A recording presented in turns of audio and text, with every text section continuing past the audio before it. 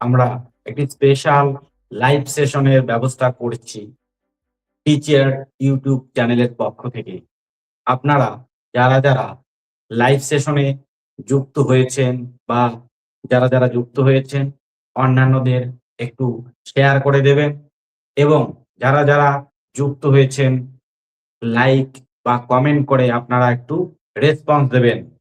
তাহলে খুব তাড়াতাড়ির মধ্যেই আজকের লাইভ সেশনের প্রশ্ন পর্ব এবং উত্তর পর্ব শুরু করা হবে। আপনারা খুব তাড়াতাড়ি রেসপন্স দেবেন, কেননা গত ১ তারিখে গ্রুপ সি পরীক্ষা হয়ে গেল। এই গ্রুপ সি পরীক্ষায় আপনারা অনেকেই ভালো পারফর্ম করেছেন, আবার কারো হয়তো কোথাও ঘাটতি আছে, কেউ হয়তো কিছুটা হতাশ হয়ে গেছেন। কিন্তু হতাশ হবার কোনো কারণ নেই, কেননা গ্রুপ সি পরীক্ষার তুলনায় গ্রুপ ডি পরীক্ষার প্রশ্নপত্র অনেক সহজ হয়। আগামী রোববার আপনাদের গ্রুপ ডি পরীক্ষা আছে। এই গ্রুপ ডি পরীক্ষার জন্য আপনারা মগ্ন, আপনারা ফুল ফোকাসড আছেন। আশা করি আপনাদের পরীক্ষাও ভালো হবে। আপনাদের হাতে বেশি সময় নেই। আপনারা হয়তো সবকিছু রিভিশন আপনাদের দেওয়াও শেষ। এখন আপনারা হয়তো যে জায়গাটা ভুলে যাচ্ছেন সেই জায়গাটা একটু মেরামত করার চেষ্টা করছেন। আর যারা আজকে লাইভ সেশনে আছেন আপনারা প্রশ্নগুলো দেখবেন, প্রশ্নগুলো দেখে কমেন্ট করার চেষ্টা করবেন। আশা করি আপনারা সঠিক উত্তর দিতে পারবেন। যদি কোনোটা এদিক সেদিক হয় তাহলে সেই প্রশ্নটাকে টুকে নেবেন। আজকের যে লাইভ সেশনের প্রশ্নগুলো আমরা তৈরি করেছি তা মূলত গত ১ তারিখের গ্রুপ সি এক্সামের প্রশ্নপত্র অ্যানালাইসিস করে আমরা চেষ্টা করেছি যে গ্রুপ ডিতে কিরকম প্রশ্ন হতে পারে, তার ভিত্তিতে আমরা সাজেস্টেড কিছু প্রশ্ন রেডি করেছি। আশা করি আপনাদের কাজে লাগবে। আপনারা রেডি হয়ে যান আজকের লাইভ সেশনের জন্য। আপনারা একটু কমেন্ট করে জানাবেন, আপনাদের কমেন্টগুলো দেখে নিচ্ছি। এখনো পর্যন্ত কোনো আচ্ছা, একজন কমেন্ট করেছে rebel army, waiting for the live. আচ্ছা, রিবেল আর্মিকে ধন্যবাদ। আর অন্য কেউ যদি লাইভ সেশনে যুক্ত হয়ে থাকেন তাহলে জানাবেন।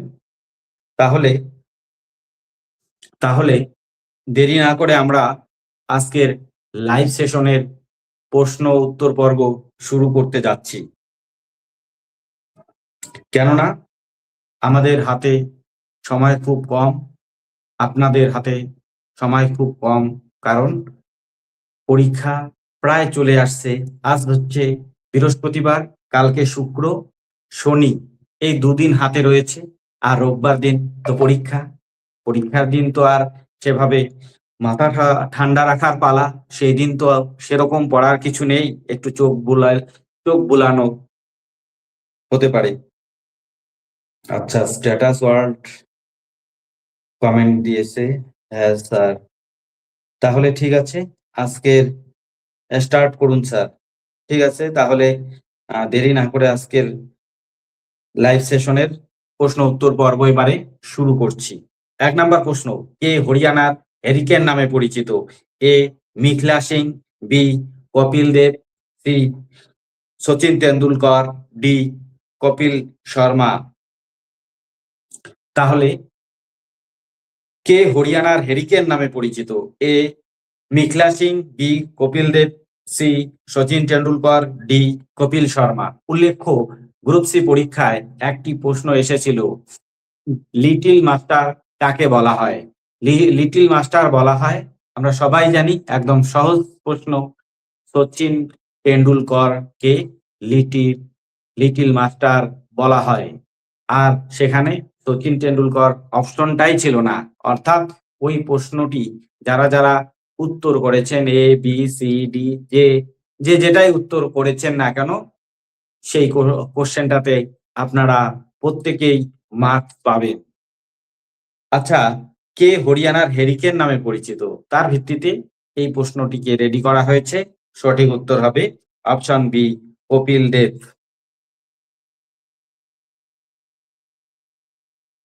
2 নম্বর প্রশ্ন, কত সালে ভারতের রাজধানী কলকাতা থেকে দিল্লিতে স্থানান্তরিত হয়? এ 1905, বি 1911, সি 1920, ডি 1947। কত সালে ভারতের রাজধানী কলকাতা থেকে দিল্লিতে স্থানান্তরিত হয়? এ 1905, বি 1911, সি 1920, ডি 1947।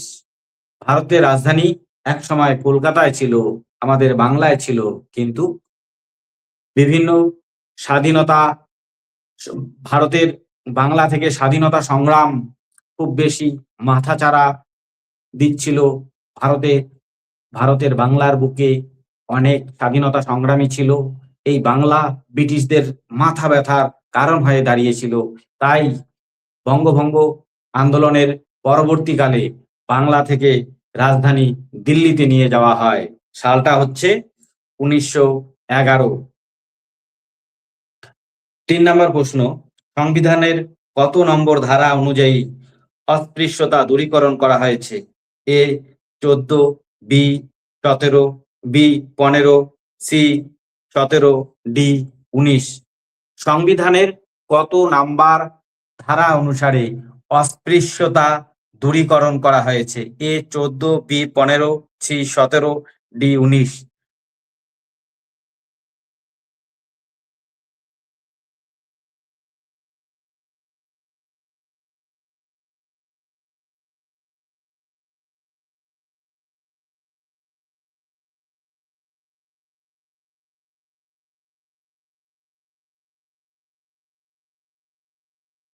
এবং এই শূদ্রদের বাইরেও পঞ্চম বর্ণ ছিল, মুচি, মেথর, ঠিক আছে, যাদের আনটাচেবল বলা হতো। অস্পৃশ্যতাকে উচ্চ বর্ণের লোকেরা, যাদের স্পর্শ করাকেও পাপ বলে মনে করা হতো।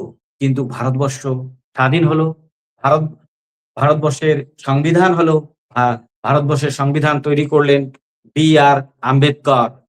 সেই সংবিধানের একটি ধারা রয়েছে, সেই ধারা অনুসারে এখন স্বাধীন ভারতের কাউকে কেউ অস্পৃশ্য বলে ঘৃণা করতে পারবে না। যদি করে তার জন্য কি রয়েছে?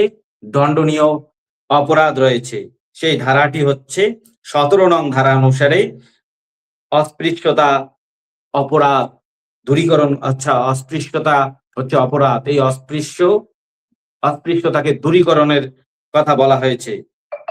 4, ভারতের রুর কাকে বলা হয়? এ ডেকান মালভূমি, বি ছোটনাগপুর মালভূমি, সি মালওয়া মালভূমি, ডি তিব্বত মালভূমি। ভারতের রুর কাকে বলা হয়? এ ভারত ডেকান মালভূমি, বি ছোটনাগপুর মালভূমি, সি মালওয়া মালভূমি, ডি তিব্বত মালভূমি। সঠিক উত্তর হবে অপশন বি।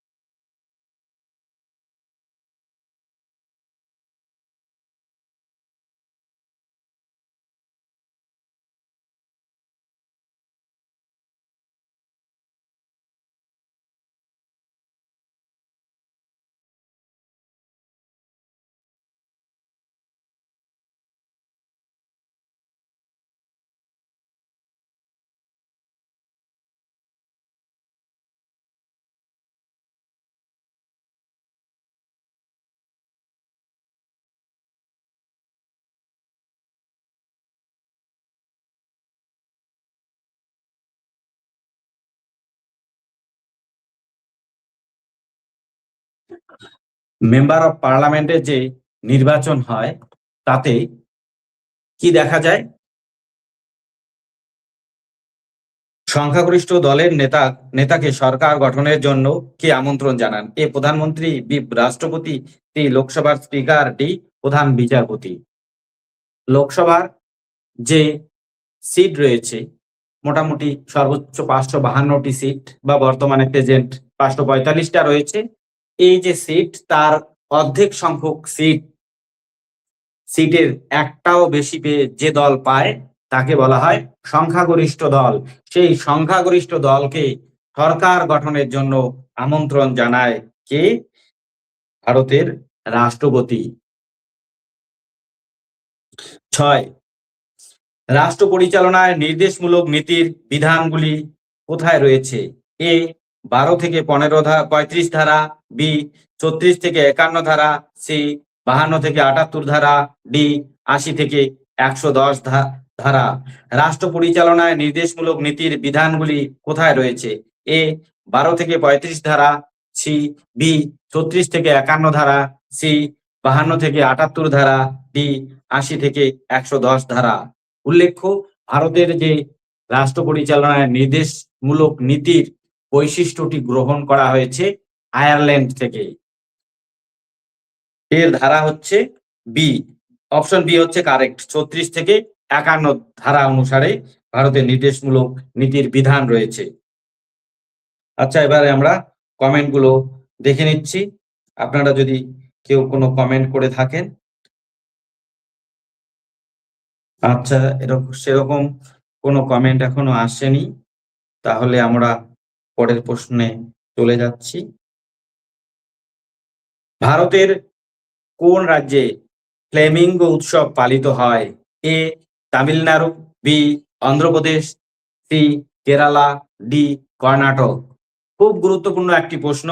ভারতের কোন রাজ্যে ফ্লেমিঙ্গো উৎসব পালিত হয়? A Tamil Nadu, B Andhra Pradesh, C Kerala, D Karnataka. ভারতের কোন রাজ্যে ফ্লেমিঙ্গো উৎসব পালিত হয়? সঠিক উত্তর হবে অপশন বি, অন্ধ্রপ্রদেশ। 8 নম্বর প্রশ্ন, আর্য সমাজ কে প্রতিষ্ঠা করেন? 1875 খ্রিস্টাব্দে আর্য সমাজ কে প্রতিষ্ঠা করেন? স্বামী বিবেকানন্দ, বি স্বামী দয়ানন্দ সরস্বতী, সি রাজা রামমোহন রায়, ডি ঈশ্বরচন্দ্র বিদ্যাসাগর। সঠিক উত্তর হচ্ছে, আপনারা কমেন্ট করে জানান, আর্য সমাজ কে প্রতিষ্ঠা করে? স্বামী বিবেকানন্দ, না স্বামী দয়ানন্দ সরস্বতী, না রাজা রামমোহন রায়, না ঈশ্বরচন্দ্র বিদ্যাসাগর? ঈশ্বরচন্দ্র বিদ্যাসাগরকে বলা হয় ট্র্যাডিশনাল মডারাইজার, আর রাজা রামমোহন রায়কে বলা হয় ভারতের প্রথম আধুনিক মানুষ। এখানে স্বামী দয়ানন্দ সরস্বতী আর্য সমাজ প্রতিষ্ঠা করেন, অর্থাৎ বি হবে সঠিক উত্তর। 9, হরপ্পা কোন নদীর তীরে অবস্থিত? A Sindhu, B Ravi, C Chenab, D Ganga. Harappa কোন নদীর তীরে অবস্থিত? A Sindhu, B Ravi, C Chenab, D Ganga. খুব গুরুত্বপূর্ণ প্রশ্ন, অনেক চাকরির পরীক্ষায় এই প্রশ্নটি আসে। সঠিক উত্তর হবে অপশন বি, রাভি বা পারুশনি নদীর তীরে হরপ্পা নামক শহরটি অবস্থিত। গুজরাটের লোথালে একটি ভারতের সবচেয়ে প্রাচীন জাহাজ ঘাটার নিদর্শন পাওয়া যায়। এই প্রশ্নটিও আপনারা মনে রাখবেন। 10, কোন রাজ্য মায়ানমারের সঙ্গে তার সীমানা ভাগ করে না? Manipur, B Nagaland, C Mizoram, D Sikkim. কোন রাজ্য মায়ানমারের সঙ্গে তার সীমানা ভাগ করে না? A Manipur, B Nagaland, C Mizoram, D Sikkim. সঠিক উত্তর হবে অপশন ডি, সিকিম। আপনারা মায়ানমারের ম্যাপটি দেখবেন, তাহলেই এই প্রশ্নটির উত্তর করতে পারবেন। আর পরীক্ষায় যাবার আগে আপনারা ভারতবর্ষ এবং তার প্রতিবেশী দেশের লোকেশন সম্পর্কে ভালো করে যাবেন, ম্যাপটাকে ভালো করে দেখবেন, কোথায় কোন নদী রয়েছে, কোথায় কোন রাজধানী রয়েছে, কোন দেশের বাংলাদেশের সঙ্গে কয়টি রাজ্যের সীমানা স্পর্শ করেছে, এই সংক্রান্ত প্রশ্নগুলো দেখে যাবেন। 11, ফোর্ট উইলিয়াম কলেজ কবে প্রতিষ্ঠিত হয়? A 1780, B 1800, C 1813, D 1857। Fort William college কবে প্রতিষ্ঠিত হয়? 1780, বি 1800, সি 1813, ডি 1857। আপনারা কমেন্ট করে জানাবেন। ততক্ষণে আমরা জেনে নেই যে কি কারণে ফোর্ট উইলিয়াম কলেজ প্রতিষ্ঠিত হয়েছিল। আমরা জানি ভারতবর্ষের বুকে ব্রিটিশরা বহুদিন শাসন করেছিলেন। ভারত শাসন করতে করতে যাওয়ার সময় তাদের ইংল্যান্ড থেকে অনেক লোককে দেশে আনতে হয়েছিল, কিন্তু ভারতবর্ষের মতো একটা বিশাল দেশ যেখানে বহু ভাষা, ধর্ম, বর্ণের লোকের অবস্থান, সেখানে কিন্তু বহু সংখ্যক লোক ইংল্যান্ড থেকে এনে শাসন করা সম্ভব ছিল না। তাই তারা এদেশের ব্যক্তিদেরও বিভিন্ন কাজে, যেমন ক্লার্ক নিয়োগে এবং কিছু ক্ষেত্রে, যদিও ওরা খুব টাফ পরীক্ষা নিত, যেমন আইসিএস পরীক্ষার মাধ্যমে সিভিল সার্ভেন্ট নিয়োগ করা হতো। এই সিভিল সার্ভেন্টরা ভারতবর্ষের হোক বা ইংল্যান্ডের হোক, ভারতবর্ষের বিভিন্ন জায়গায় বিভিন্ন ভাষা, ধর্ম, বর্ণ, ভারতবর্ষের বিভিন্ন সংস্কৃতি, এই ভারতীয় উপমহাদেশের বিভিন্ন বিষয় সংক্রান্ত, প্রাচ্য বিদ্যা সংক্রান্ত বিভিন্ন বিষয় সংক্রান্ত জানার জন্য এই ফোর্ট উইলিয়াম কলেজ প্রতিষ্ঠিত হয়েছিল। সঠিক উত্তরটি হবে 1800 খ্রিস্টাব্দে। 12, পৃথিবীতে কোন দেশে সবচেয়ে বেশি ডাকঘর আছে?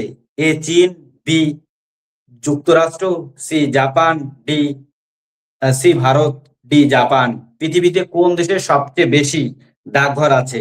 এ চীন, বি যুক্তরাষ্ট্র অর্থাৎ মার্কিন যুক্তরাষ্ট্র, সি ভারত, ডি জাপান।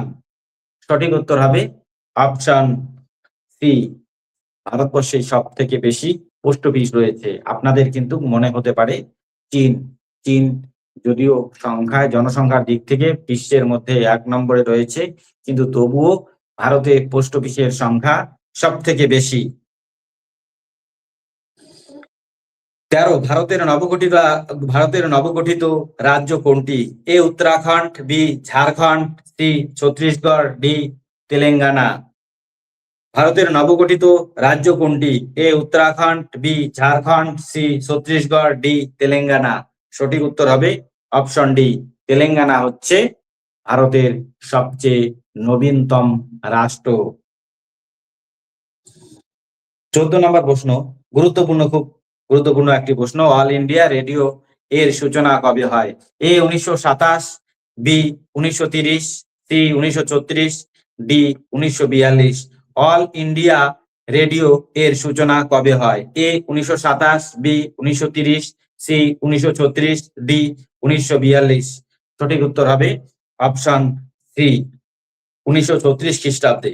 পরের প্রশ্নটি খুব গুরুত্বপূর্ণ একটি প্রশ্ন, 15 নম্বর প্রশ্ন। বেদ কথার অর্থ কি? এ ধর্ম, বি জ্ঞান, সি শাস্ত্র, ডি শিক্ষা। বেদ কথার অর্থ কি? এ ধর্ম, বি জ্ঞান, সি শাস্ত্র, ডি শিক্ষা। আপনারা সঠিক উত্তর কি হবে তা জানাবেন। ততক্ষণে আমরা বেদ সম্পর্কে কিছু জেনে নেই। হিন্দু ধর্মের একটি পবিত্র ধর্মগ্রন্থ হচ্ছে বেদ। এই বেদকে অপৌরুষেয় বলা হতো, কেননা বেদ স্বয়ং কোনো ব্যক্তি তৈরি করেনি। বেদ স্বয়ং ঈশ্বর প্রেরিত একটি গ্রন্থ, ঈশ্বরের বাণী রয়েছে বেদে। তাই যেহেতু কোনো পুরুষ সৃষ্টি করেনি, তাই এই যেহেতু কোনো পুরুষ সৃষ্টি করেনি, তাই কি বলা হয় যে বেদ হচ্ছে অপৌরুষেয়। আচ্ছা, আপনারা অনেকে কমেন্ট করেছেন, মৌসুমী পারভীন কমেন্ট করেছেন, সঠিক অ্যান্সার দিয়েছে। গোলজান বিবি কমেন্ট করেছে, হ্যাঁ তেলেঙ্গানা 1936, একদম কারেক্ট। মৌসুমী পারভীন 1934 কমেন্ট করেছেন, একদম কারেক্ট। আচ্ছা, মৌসুমী পারভীন কমেন্ট করেছে বেদ কথার অর্থ জ্ঞান, একদম কারেক্ট। তাহলে আমরা এবার পরের প্রশ্নে চলে যাচ্ছি।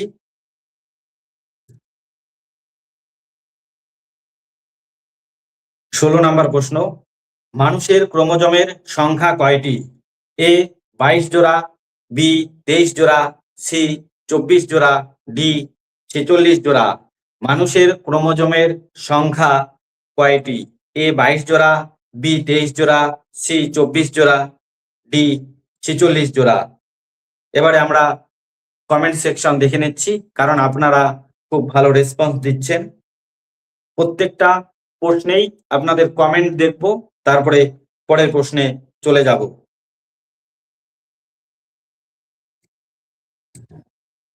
আচ্ছা, গুলজান বিবি কমেন্ট করেছে, বেদ কথার অর্থ জ্ঞান। একদম কারেক্ট, একদম কারেক্ট, আপনাকে ধন্যবাদ।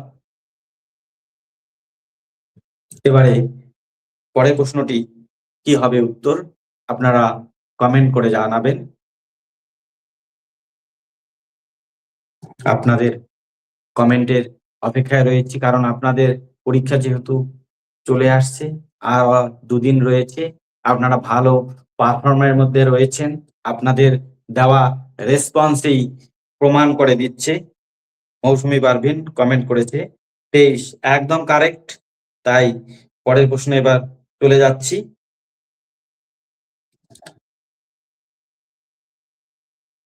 23 জোড়া মানুষের ক্রোমোজোমের সংখ্যা।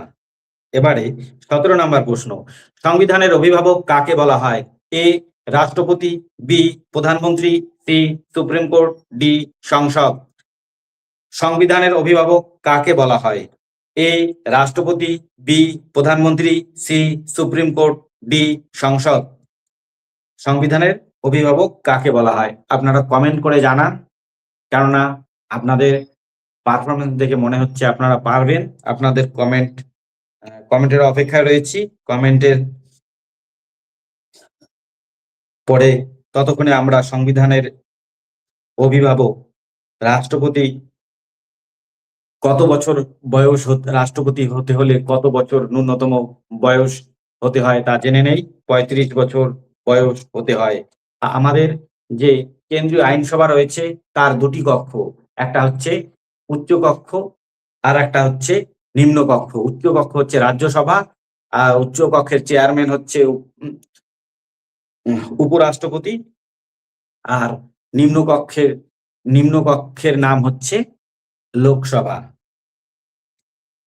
এবারে আমরা কমেন্ট সেকশনে চলে যাচ্ছি।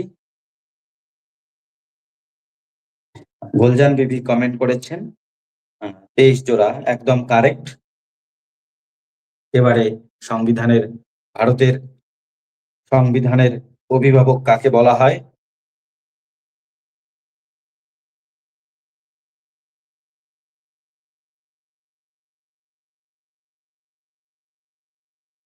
আচ্ছা, এবার আমরা পরের উত্তর দিয়ে পরের প্রশ্নে চলে যাচ্ছি। সঠিক উত্তর হবে সুপ্রিম কোর্ট। সুপ্রিম কোর্টকে ভারতের সংবিধানের অভিভাবক বলা হয়।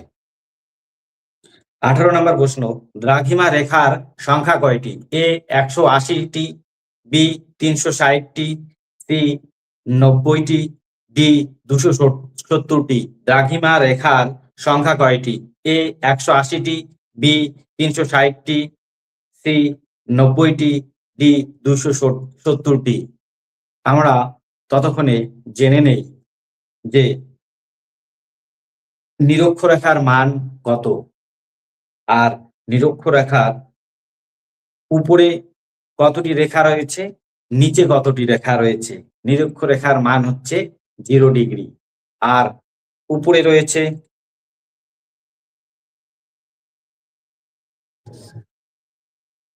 উপরে 80টি আর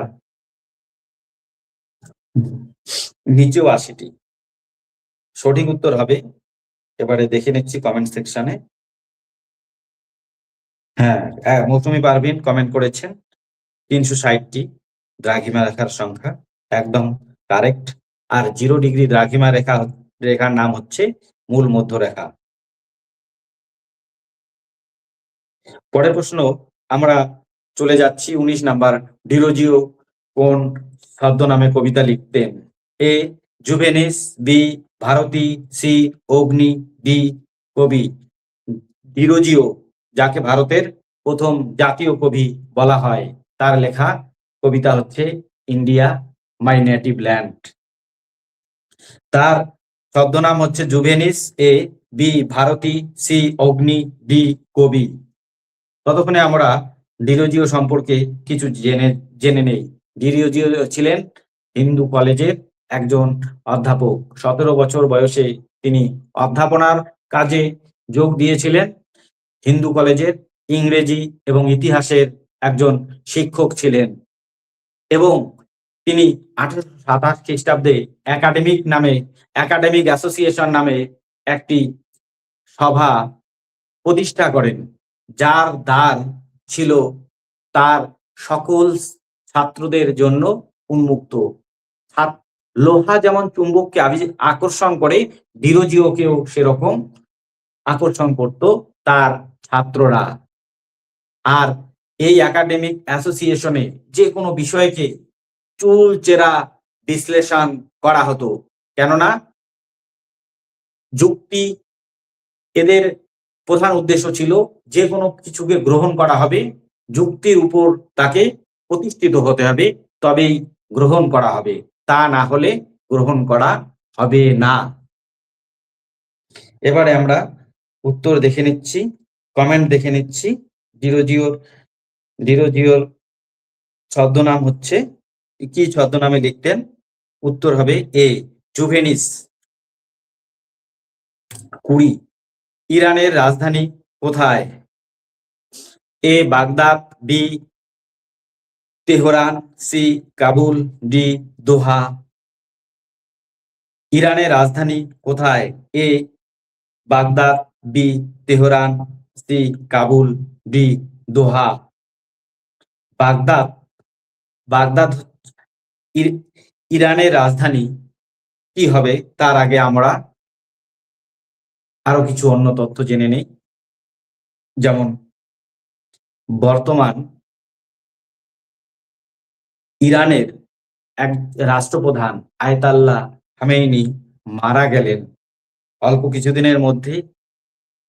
যিনি ছিলেন ইরানের দীর্ঘদিন ধরে ইরানের রাষ্ট্রপ্রধান। আমেরিকা এবং ইসরায়েলের গুপ্তচর সংস্থা ষড়যন্ত্র করে এনাকে মেরে ফেলেছে। তাহলে এবার আমরা আসছি যে বাগদাদ হচ্ছে ইরাকের রাজধানী, তেহরান হচ্ছে ইরানের রাজধানী, আর কাবুল হচ্ছে আফগানিস্তানের রাজধানী। সঠিক উত্তর হবে তেহরান। 21, ভারতের প্রথম রেশন ব্যবস্থা কে চালু করে? A Akbar, B Alauddin Khalji, C Shahjahan, D Babur.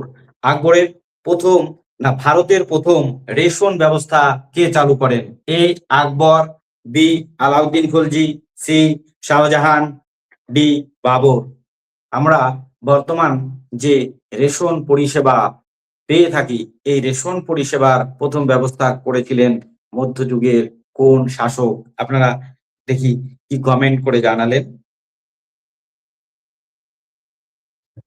Mousumi Parvin comment করেছিল তেহরান, একদম সঠিক উত্তর।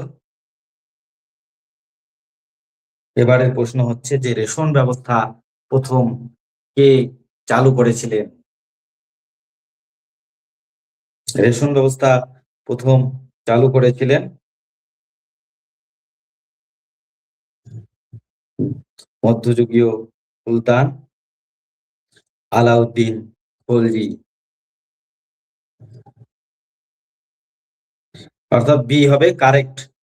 22, মানুষ প্রথম কোন ধাতু ব্যবহার করেন? এ লোহা, বি তামা, সি ব্রোঞ্জ, ডি রূপা। মানুষ প্রথম কোন ধাতু ব্যবহার করেন? এ লোহা, বি তামা, সি ব্রোঞ্জ, ডি রূপা। মানুষ প্রথম কোন ধাতু ব্যবহার শুরু করেছিল? আপনারা কমেন্ট করে জানাবেন। আমাদের অনেক মানব জাতি অনেক প্রাচীন। প্রথমে মানব সভ্যতা, আজকের উন্নততর যে মানব সভ্যতা আমরা দেখি এরকম ছিল না। একদম সভ্যতার আদি লগ্নে মানুষ ছিল অরণ্যচারী গুহায় মানুষ বাস করত, মানুষ বনে জঙ্গলে থাকতো, মানুষ গাছের ছাল পড়তো, ফল মূল লতা পাতা খেয়ে মানুষ জীবন ধারণ করত। তারপরে ধীরে ধীরে মানুষের শিকারের প্রয়োজন হয়, ধীরে ধীরে বিভিন্ন ধাতু ব্যবহারের প্রয়োজন হয়, ধীরে ধীরে চাকা আবিষ্কার করে।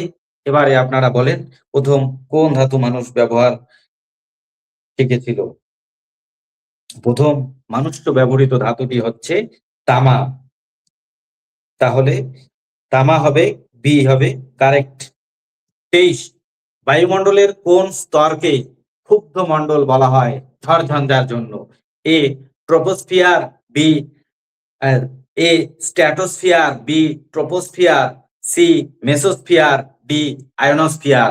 বায়ুমণ্ডলের কোন স্তরকে ক্ষুব্ধ মণ্ডল বলা হয়? A stratosphere, B troposphere, C mesosphere, D ionosphere. ঝড়ঝঞ্ঝা বেশি হয়, ঠিক আছে, তার জন্য যে মণ্ডলকে ক্ষুব্ধ মণ্ডল বলা হয় আপনারা একটু কমেন্ট করে জানাবেন। আচ্ছা, মৌসুমী পারভিন কমেন্ট করেছেন তামা, মানুষ ব্যবহৃত প্রথম ধাতু তামা। মৌসুমী পারভিনকে ধন্যবাদ একদম কারেক্ট উত্তর দেওয়ার জন্য। এবারে আমরা পরের প্রশ্নে চলে যাচ্ছি। আচ্ছা, আগের প্রশ্নের উত্তর আর দেওয়া হয়নি, বি হবে কারেক্ট অ্যান্সার, ট্রপোস্ফিয়ার। 24, সিভিল সার্ভিসের জনক কাকে বলা হয়? A Lord Dalhousie, B Lord Cornwallis, C Lord Canning, D Lord Wellesley. Civil service এর জনক কাকে বলা হয়? A Dalhousie, B Lord Cornwallis, C Lord Canning, D Lord Wellesley. Civil service সম্পর্কে আপনারা প্রত্যেকেই জানেন, যেমন ব্রিটিশ আমলে এর নাম ছিল ICS exam, Indian civil service. বর্তমানে এর কিন্তু একটি আপডেট ভার্সন রয়েছে, বলা যায় যে ইউপিএসসি এক্সামের মধ্য দিয়ে এখন কিন্তু আইএএস, আইপিএস বা বিভিন্ন পোস্টে IFS, Indian foreign service, Indian administrative service, Indian police service, এই যে সিস্টেমটা, এই যে কাঠামোটা, বর্তমানে প্রত্যেকটা জেলায় একজন করে ডিএম রয়েছে, এসপি রয়েছে, সাব ডিভিশন গুলোতে এসডিও রয়েছে, ঠিক আছে, তারপরে ব্লক গুলোতে বিডিও রয়েছে। এই যে সেট আপটা ভারতবর্ষের বুকে প্রথম কে তৈরি করে? যে প্রশ্নটি রয়েছে যে সিভিল সার্ভিসের জনক কাকে বলা হয়, দেখি আপনারা কি কমেন্ট করে জানালেন। এখানে সঠিক উত্তর হবে অপশন বি, লর্ড কর্নওয়ালিসকে বলা হয় সিভিল সার্ভিসের জনক। 25 নম্বর প্রশ্ন, নর্মদা নদীর উৎপত্তি কোথায়? এ অমরকন্টক মালভূমি, বি মালওয়া মালভূমি, সি ডেকান মালভূমি, ডি ছোটনাগপুর মালভূমি। নর্মদা নদীর উৎপত্তি কোথায়? এ অমরকন্টক মালভূমি, বি মালওয়া মালভূমি, সি ডেকান মালভূমি, ডি ছোটনাগপুর মালভূমি। সঠিক উত্তর হবে কি আপনারা কমেন্ট করে জানান। আপনাদের কমেন্ট সেকশন আরো একবার দেখে নিচ্ছি।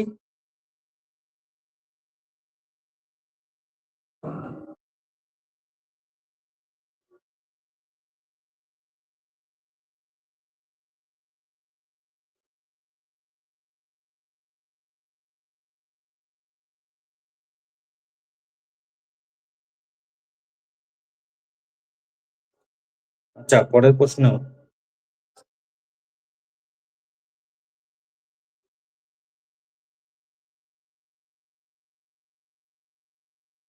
সঠিক উত্তর হবে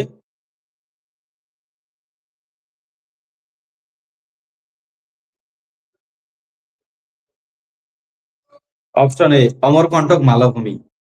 26 নম্বর প্রশ্ন, পাট চাষের প্রধান ক্ষেত্র কোথায়? A Bihar, B Assam, C Paschimbanga, D Orissa. পাট চাষের প্রধান প্রধান ক্ষেত্র কোথায়? A Bihar, B Assam, C Orissa, C Paschimbanga, D Orissa. এখানে আর একটা তথ্য দিয়ে দিচ্ছি যে সব থেকে বেশি চা উৎপন্ন হয় হচ্ছে আসামে, এবং দার্জিলিং এর চা স্বাদে ও গন্ধে পৃথিবী বিখ্যাত। আর পাট চাষের প্রধান ক্ষেত্র কোথায়? বিহার, অসম, পশ্চিমবঙ্গ, উড়িষ্যা। আপনারা একটু চিন্তা ভাবনা করলেই উত্তর দিতে পারবেন। গোলাম মোস্তফা কমেন্ট করেছেন উড়িষ্যা। উড়িষ্যা হবে না, উড়িষ্যা এক সময় পশ্চিমবঙ্গের অংশ যদিও ছিল, এখন নেই। এই পশ্চিমবঙ্গ হবে সঠিক উত্তর। গোলাম মোস্তফাকে ধন্যবাদ।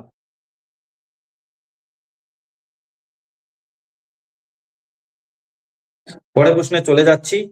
এখানে সি পশ্চিমবঙ্গ হবে কারেক্ট। 27 নৌ বিদ্রোহ কবে হয়েছিল? 1942, 1945, 1946, 1947। নৌ বিদ্রোহ কবে হয়েছিল? 1942 খ্রিস্টাব্দ, 1945 খ্রিস্টাব্দ, 1946 খ্রিস্টাব্দ, 1947।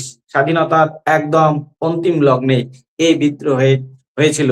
আপনারা একটু কমেন্ট করে জানান, একটু চিন্তা ভাবনা করলেই হয়তো উত্তর করতে পারবেন। মৌসুমী পারভিন কমেন্ট করেছে ডাব্লিউবি। হ্যাঁ, ওয়েস্ট বেঙ্গল পাট চাষের অন্যতম ক্ষেত্র।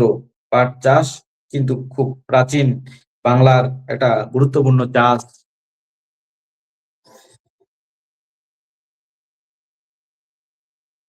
এবারে নৌ বিদ্রোহ কবে হয়েছিল? 1946 খ্রিস্টাব্দে নৌ বিদ্রোহ হয়েছিল। সি হবে কারেক্ট। 28 একটা গুরুত্বপূর্ণ প্রশ্ন। পুরীর জগন্নাথ মন্দিরটি কে নির্মাণ করেন?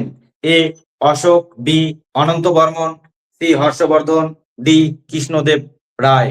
পুরীর জগন্নাথ মন্দির কে নির্মাণ করেন? এ অশোক, বি অনন্ত বর্মন, সি হর্ষবর্ধন, ডি কৃষ্ণদেব রায়। কৃষ্ণদেব রায়ের লেখা দুটি বই, জাম্ববতী কল্যাণম আর অমুক্ত মাল্যদা হচ্ছে খুব বিখ্যাত। এখানে সঠিক উত্তর হবে অপশন বি, রাজা অনন্ত বর্মন। এবারে একটি স্বাস্থ্য সংক্রান্ত একটি প্রশ্ন, যে সমস্যাটি এখন খুব দেখা যাচ্ছে। সেই সমস্যা সংক্রান্ত আমরা খালি পড়াশোনা করলেই হবে না, আমাদের শুধু চাকরির চেষ্টা করলেই হবে না, আমাদের শুধু চাকরি পেলেই হবে না, আমাদের সবার আগে শরীরটাকে সুস্থ রাখতে হবে। আর এই শরীরকে সুস্থ রাখতে হলে শরীরের অর্গানগুলো সম্পর্কে আমাদের ধারণা থাকতে হবে। কোনটার কি কাজ ও ও কি খেলে কি ক্ষতি হতে পারে এই সংক্রান্ত আমাদের ধারণা রাখতে হবে। ইনসুলিনের অভাবে কোন রোগ হয়? A cancer, B diabetes, C thyroid, D malaria. ইনসুলিনের অভাবে কোন রোগ হয়? A cancer, B diabetes, C thyroid, D malaria. আপনারা একটু কমেন্ট করে জানান ইনসুলিনের অভাবে কোন রোগ হয়। মৌসুমী পারভিন কমেন্ট করেছেন, গুলজান বিবি কমেন্ট করেছেন, আপনাদের ধন্যবাদ কারেক্ট অ্যান্সার দেওয়ার জন্য। 1946 নৌ বিদ্রোহ হয়েছিল।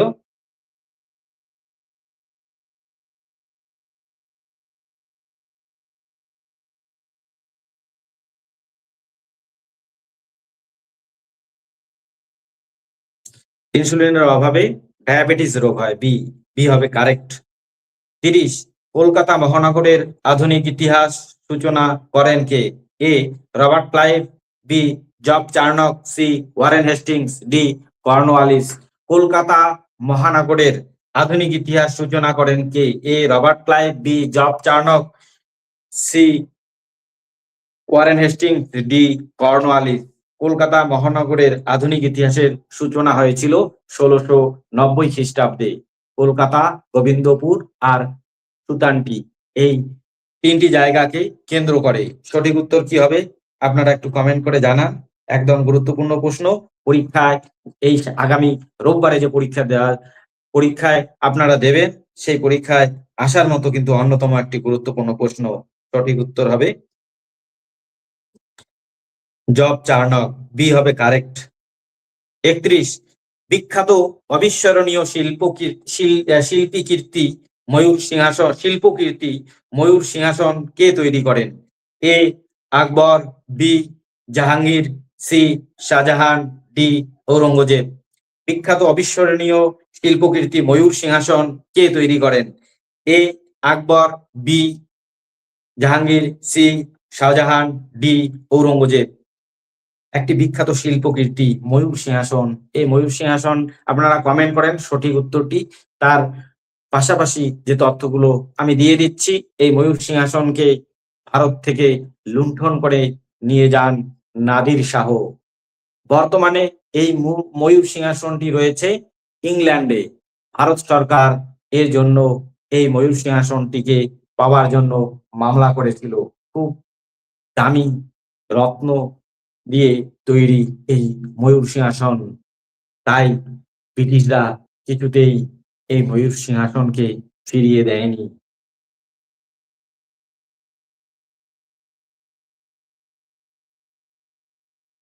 আচ্ছা, এবারে উত্তর বলে দিচ্ছি যে সম্রাট শাহজাহান তৈরি করেছিলেন। সম্রাট শাহজাহানকে আমরা তাজমহলের জন্যই চিনি, কিন্তু তাজমহল ছাড়াও তারও অনেক শিল্পকীর্তি ছিল।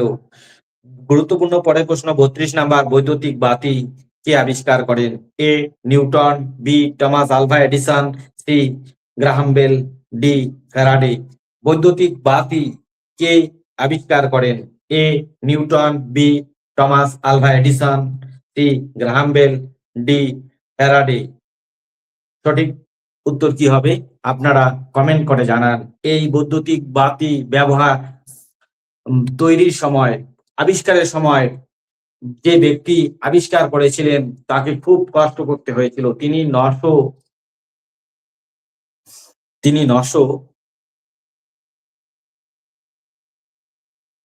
900 বারের মতো, না 999 বারের মতো তিনি ব্যর্থ হয়েছিলেন।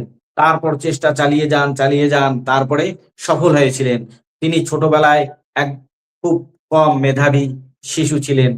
তাকে স্কুল থেকে, যে স্কুলে তিনি পড়তেন, তারা স্কুল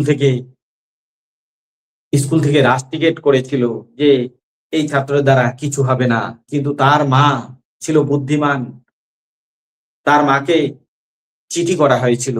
সেই চিঠিটা তিনি দেখেননি। তার মাকে বলেছিল আপনার ছেলে কিছু পারবে না, এর দ্বারা কিছু হবে না। কিন্তু তার মা বুদ্ধি খাটিয়ে বলেছে যে চিঠিতে কি লেখা ছিল।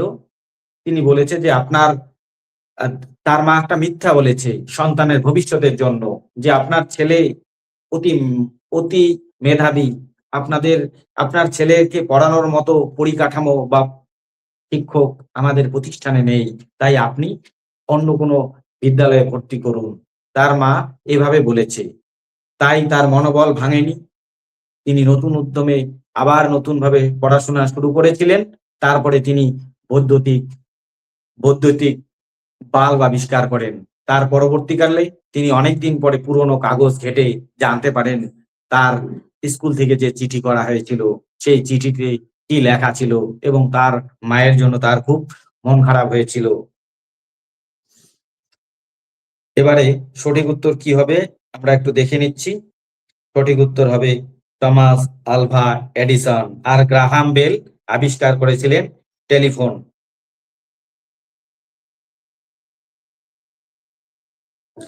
৩৩ নাম্বার প্রশ্ন, পাল বংশের প্রতিষ্ঠাতা কে? A Dharmapal, B Devapal, C Gopal, D Mahipal. Pal বংশের প্রতিষ্ঠাতা কে? A Dharmapal, B Devapal, C Gopal, D Mahipal. Pal বংশের প্রতিষ্ঠাতা ছিলেন গোপাল, যিনি প্রকৃত পুঞ্জ অনুসারে রাজা হয়েছিলেন। ৩৪ নাম্বার প্রশ্ন, টমাস রো কার সময় ভারতে এসেছিলেন? A Akbar, B Jahangir, C Shahjahan, D Aurangzeb. Thomas Roe কার সময় ভারতে এসেছিলেন? আকবর, জাহাঙ্গীর, শাহজাহান, ঔরঙ্গজেব। সঠিক উত্তর হবে জাহাঙ্গীর। ১৬১৫ খ্রিস্টাব্দে টমাস রো ভারতে এসেছিলেন, আর ১৬০৮ খ্রিস্টাব্দেও জাহাঙ্গীরের সময় এসেছিলেন স্যার ক্যাপ্টেন হকিন্স। ৩৫ উদীয়মান সূর্যের দেশ কাকে বলা হয়? এ চীন, B Japan, C Korea, D Thailand. উদীয়মান সূর্যের দেশ কাকে বলা হয়? চীন, জাপান, কোরিয়া, থাইল্যান্ড। সঠিক উত্তর হবে অপশন বি, জাপানকে। ফারুক শিওরের ফরমান কবে জারি করা হয়? এ ১৭০৭, ১৭১৭, ১৭২০, ১৭৩৫। ফারুক শিওরের ফরমান কবে জারি হয়? ১৭০৭, 1717, 1720, 1735। সঠিক উত্তর হবে অপশন বি 1717। বলের এসআই একক কি? A joule, B watt, C newton, D pascal. বলের এসআই একক কি? A joule, B watt, C newton, D pascal. সঠিক উত্তর হবে অপশন সি নিউটন। 38 সূর্য থেকে পৃথিবীতে তাপ কোন পদ্ধতিতে আসে? এ পরিবহন, বি প্রবাহন, সি বিকিরণ, ডি সঞ্চালন। সূর্য থেকে পৃথিবীতে তাপ কোন পদ্ধতিতে আসে? এ পরিবহন, বি প্রবাহন, সি বিকিরণ, ডি সঞ্চালন। সঠিক উত্তর হবে অপশন সি বিকিরণ। 39 ভারতের প্রথম কে এআইসিটি স্থাপন করে? দিল্লি, মুম্বাই, লখনৌ, বেঙ্গালুরু। এআইসিটি প্রথম দিল্লি, মুম্বাই, লখনৌ, বেঙ্গালুরু। সঠিক উত্তর হবে অপশন সি লখনৌ।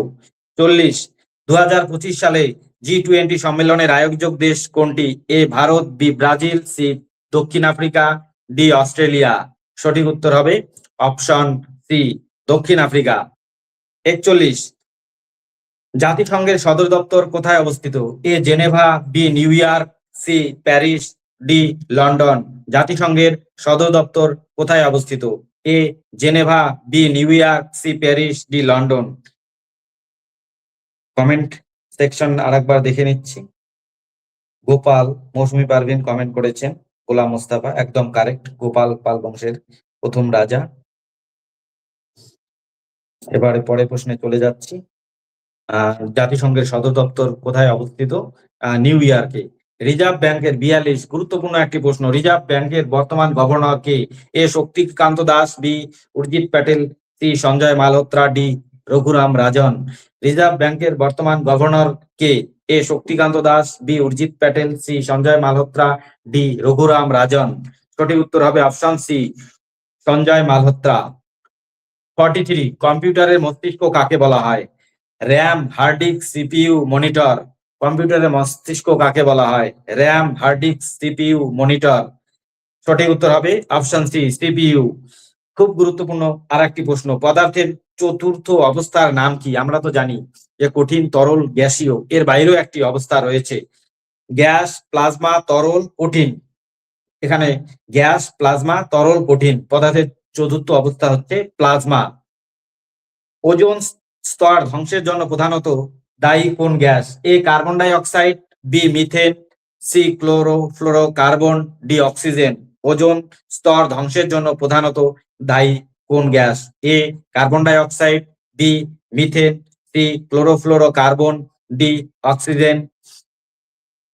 আপনারা কমেন্ট করে জানান সঠিক উত্তর কি হবে। আর আপনারা যারা যারা লাইভ সেশনে দেখলেন, লাইভ সেশনের সঙ্গে ছিলেন, আপনাদের প্রত্যেককেই ধন্যবাদ।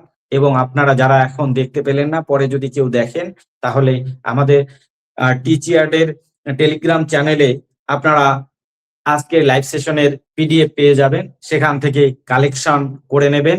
আশা করছি আজকের আমরা যে প্রশ্নগুলো আলোচনা করলাম, এখান থেকে কিছু প্রশ্ন অবশ্যই কমন থাকবে বলে আমরা আশাবাদী। আচ্ছা, এবারে কমেন্ট সেকশনে দেখে নিচ্ছি। এখানে সঠিক উত্তর হচ্ছে লাস্ট প্রশ্নের 45 নাম্বার, ক্লোরোফ্লোরোকার্বন, সিএফসি। এরকম আসতে পারে যে সিএফসির পুরো নাম কি? ক্লোরোফ্লোরোকার্বন। তাহলে এই ছিল আজকের আয়োজন। আপনারা যারা যারা নতুন আজকের লাইভ সেশনে যুক্ত হয়েছিলেন, আপনারা আমাদের টিচিয়ার ইউটিউব চ্যানেলটিকে অবশ্যই সাবস্ক্রাইব করবেন। আপনাদের পরীক্ষা প্রস্তুতির জন্য আমাদের টিচিয়ার ইউটিউব চ্যানেল আপনাদের পাশে আছে, পাশে থাকবে। আর আপনাদের যদি কারো কোনো বিষয়ে কোনো কিউরিসিটি থাকে, আপনারা জানতে পারেন, বা কোনো বিষয়ে যদি কোনো ডিমান্ড থাকে, আপনারা বলতে পারেন। এরপরে আরো আরআরবি গ্রুপ ডি এক্সাম রয়েছে। আপনাদের কোনো বিষয়ে যদি ডিমান্ড থাকে, আপনারা বলবেন, সেই অনুসারে আমরা চেষ্টা করব আপনাদের পরিষেবা দেবার, আপনাদের সহযোগিতা করার। আপনারা আগামী রোববার যে group D WBSSC group D exam রয়েছে, ভালো করে পড়ুন, ভালো করে এক্সামে পারফর্ম করুন। প্রথমে যেগুলো একদম সহজ, যেগুলো কারেক্ট হয় সেগুলো আগে করুন। একবারেই কিন্তু 1 বাই 1 করবেন না। কেননা আমাদের মস্তিষ্কে অনেক তথ্য থাকে। হয়তো সঙ্গে, সঙ্গে তার পুনরুৎপাদন হয় না। পরেই কিন্তু মনে পড়ে। করতে থাকেন, যেটা হচ্ছে না পরে করবেন। দেখবেন 2nd রাউন্ডে যখন করছেন তখন কিন্তু আপনি আরো অনেক কোয়েশ্চেন করতে পারছেন। তাই ঠান্ডা মাথায় আপনারা শান্তভাবে পরীক্ষা দেবেন। আপনাদের আগামী আগামীর জন্য শুভেচ্ছা রইল। আপনারা ভালো পারফর্ম করুন, কোয়ালিফাই করুন, ভাইভায় যান, ভাইভায়ও কোয়ালিফাই ভাইভায়ও আ ভালো পারফর্ম করুন এবং আপনারা ফাইনালি আপনাদের কাঙ্ক্ষিত লক্ষ্যে পৌঁছান। আপনারা কর্মক্ষেত্রে যোগদান করুন। আপনাদের সকলের জন্য শুভকামনা রইল। ধন্যবাদ।